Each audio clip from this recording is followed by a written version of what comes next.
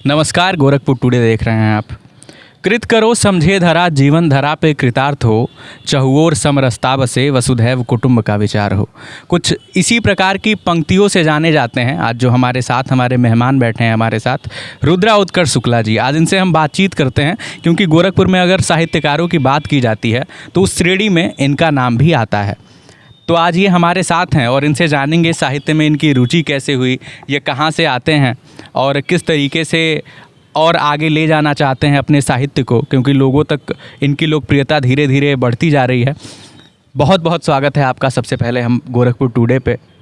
बहुत धन्यवाद। सबसे पहले तो मैं गोरखपुर टुडे के प्रति बहुत आभार व्यक्त करना चाहूँगा कि आपने हमें इस योग्य समझा और हमें बुलाया।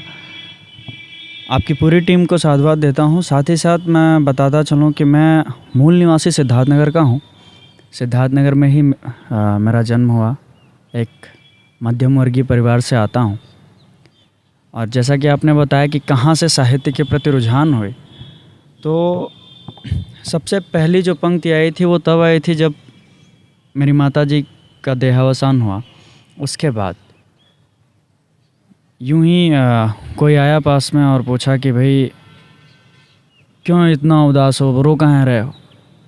अपने आप ही कहते हैं ना कि चीज़ें अपने आप आती हैं, तो उस तरीके से दो पंक्तियां हैं कि न होने से माँ के है नीरस कहानी, मुझे ना सुनानी जो अपनी ज़बानी, हो रोता तो रोने मुझे दो अकेले, सुना दूंगा आँखों से आएगा पानी। बस यहीं से शुरुआत हुई और उसके बाद फिर लिखना शुरू कर दिया। आपकी जो पंक्ति थी वो बेहद मर्मस्पर्शी उसको कह सकते हैं। तो इस समय जो आप कर रहे हैं गोरखपुर में, बहुत सारे साहित्यकारों को आपने पटल तक पहुंचाया और उसके बाद धीरे धीरे वो लोग वहां तक पहुंच रहे हैं जहां तक शायद आपको लगता होगा कि उससे भी और आगे जाना चाहिए, या आपको लगता होगा आपने जो कृतार्थ किया था वो यहाँ पे आकर के सफल हो गया। मैं बताऊं, सबसे पहले इंसान खुद के साथ स्ट्रगल करता है। तो जब लिखना स्टार्ट किया तो बहुत चीज़ें लिखी। लिखने के बाद दिमाग में यही था कि मुझे प्लेटफॉर्म मिले, मुझे कोई ऐसी जगह मिले जहाँ पे मैं देखूँ, काम कर सकूँ और बेहतर कर सकूँ। लेकिन कहीं पे भी जाओ तो ये चीज़ अक्सर करके देखने को मिलती है कि जो पहले से है वो अपनी जगह किसी को नहीं देना चाहता। और जब तक आप जगह नहीं देंगे, प्लेटफॉर्म नहीं देंगे, तब तक हम जैसे लोगों का क्या होगा। ऐसी स्थिति में मैं विभिन्न संस्थाओं के साथ जुड़ा और लोगों को जो है प्लेटफॉर्म देना शुरू किया। और उन्हें लोगों को प्लेटफॉर्म देते देते एक तरीके से कह सकता हूँ कि भले ही मेहनत हमारी रही हो, लेकिन उन्हीं लोगों के ही वजह से कहीं ना कहीं मेरा भी नाम हुआ है। अच्छा, सबसे पहले आपको मंच कहाँ पे मिला? सबसे पहले वो कविता पाठ, क्योंकि एक कवि के जीवन में ये बहुत बड़ी उपलब्धि होती है जब वो मंच पे चढ़ के रचनाएं पढ़ता है और लोग सुन के उसे तालियां बजाते हैं। तो वो जो आपके अंदर से वो भाव आया था वो पहली बार कब आया? देखिए, सबसे पहली बार की अगर मैं बात करूं तो एक तरीके से मेरे लिए भी आश्चर्य का वो था, पल था।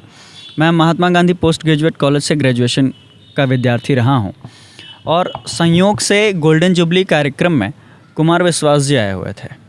और क्योंकि वहाँ पे रोटरैक्ट क्लब MGPG कॉलेज का अध्यक्ष था और टीचर्स के साथ काफ़ी अच्छा समावेश था, तो लोगों को ये चीज़ें पता थी कि हाँ मैं लिखता हूँ, बोलता भी हूँ।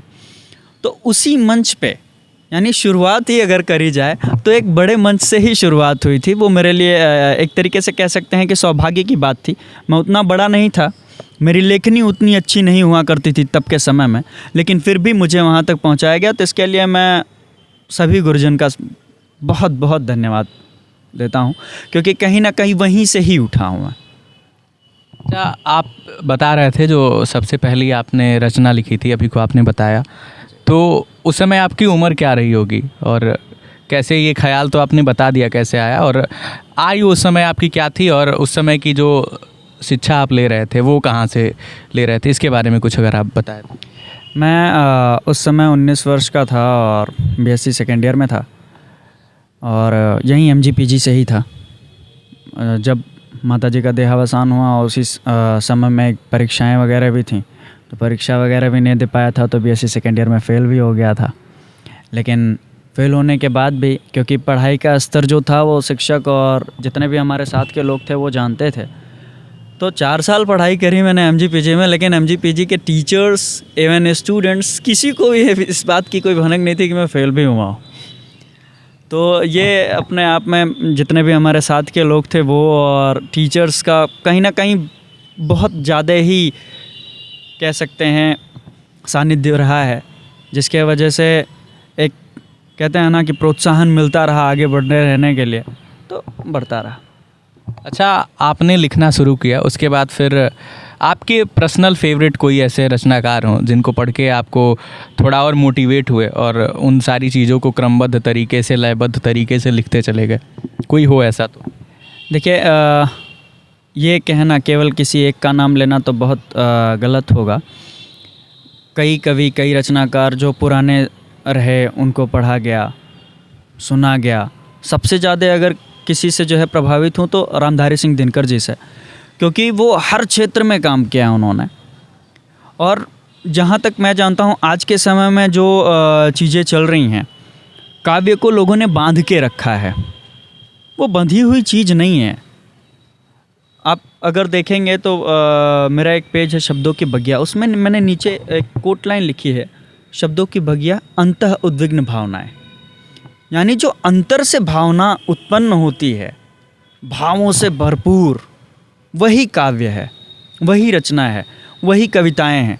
कविताओं को हम किन्हीं नियमों से अगर बांधें तो वो उतना सही नहीं है। हाँ, नियम में आप रह के काम करिए, लयबद्धता आती है, लेकिन अगर आप बिना नियम में भी रहे, लयबद्धता के साथ काम कर पा रहे हैं, तो कहीं ना कहीं किसी न किसी नियम के अंतर्गत ही आप काम करते हैं।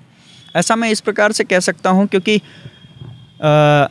किसी बड़े कवि ने लिखा था, मसी कागज छुयो नहीं, कलम गयो नहीं हाथ।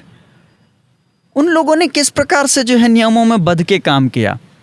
तो इसका उत्तर मम्मी ने दिया था कि मम्मी, सब लोगों ने लिखा, सब लोग पढ़े लिखे थे, सारी चीज़ें थीं, लेकिन ये कैसे हुआ कि वो जो पढ़े भी नहीं थे वो किस प्रकार से एक ही नियम में रह के केवल दोहा दोहा लिखते चले गए, या सोरठा लिख के चले गए, चौपाई लिख के चले गए, ये कैसे संभव हुआ।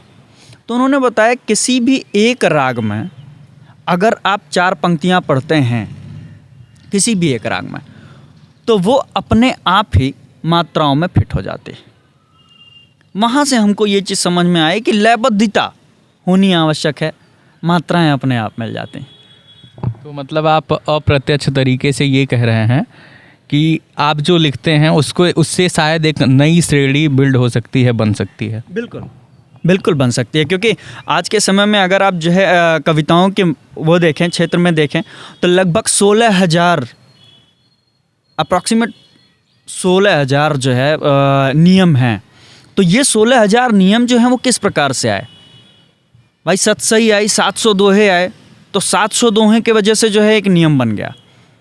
आप भी कुछ ऐसा लिखिए, 700-800 रचनाएं ऐसे लिख दीजिए जो केवल एक ही मात्रा पे हो, एक ही उस पे हो, आप उसको अपना नाम देके जो है उसको करिए, लोग एक्सेप्ट भी करेंगे।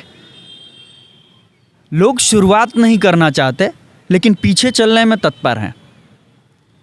आपकी कोई पर्सनल फेवरेट जो आपकी रचना हो, पसंदीदा हो आपकी, वो अगर आप दर्शकों को सुनाना चाहें तो बिल्कुल स्वागत है आपका हमारे इस पटल पे। देखें, फेवरेट रचनाओं में जब रचनाकार खुद, रचनाएं एक बच्चों की तरह होती हैं। जो भी रचनाकार है वो बहुत अच्छे से जानता है, आप स्वयं भी एक रचनाकार हैं, तो आप भी इस चीज़ को, इस मर्म से काफ़ी अच्छे से वाकिफ़ होंगे कि रचनाएं अपने ही बालक की तरह होती हैं। तो अपने बालकों में अगर भेदभाव किया जाए तो ये कहीं ना कहीं गलत होगा। बहरहाल लोगों के दृष्टिकोण से और सारी चीज़ों के ध्यान में रखते हुए अगर बात करूं तो सबसे उत्कृष्ट अगर मुझे कुछ लगता है जो मैंने अभी तक समाज को दिया है, तो जो मैं अभी लगातार लिखने का प्रयास कर रहा हूँ अभी पूरी नहीं हो पाई है, मेरे विचार से रामायण। उसी का एक छोटा सा प्रसंग मैं आपको सुनाता हूँ। प्रसंग ना कह के एक छोटी सी अंश सुनाता हूँ कि खंडर के हर एक पत्थर से आओ नक्काशी सीखें, खंडर के हर एक पत्थर से आओ नक्काशी सीखें हम, हो भले ज़मी बंजर अपनी आओ मिलकर इसे सींचें। नवाकृति का निर्माण करें, सृजनों का हम सोपान लिखें। नवाकृति का निर्माण करें, सृजनों का हम सोपान लिखें, हम राग लिखें, हम गीत लिखें, अब खुद को ही मनमीत लिखें। अगम सुगम हो सकता है, अगम सुगम हो सकता है, बस हृदय से बेहतर सोचें हम। खंडर के हर एक पत्थर से आओ नक्काशी सीखें हम, खंडर के हर एक पत्थर से आओ नक्काशी सीखें। कि ये जो रचना है बेहद मर्मस्पर्शी और बेहद शानदार है। तो ये थे हमारे साथ रुद्रा उत्कर्ष शुक्ला जी, जिनको आपने अभी सुना। बाकी इन्होंने गोरखपुर में साहित्यकारों को लगातार मंच देने का कार्य किया है और हमेशा से एक मार्गदर्शक के रूप में गोरखपुर में रचनाकारों के बीच रहे हैं। आप देख रहे थे गोरखपुर टुडे, मैं था आपके साथ प्रियांशु। बहुत बहुत धन्यवाद।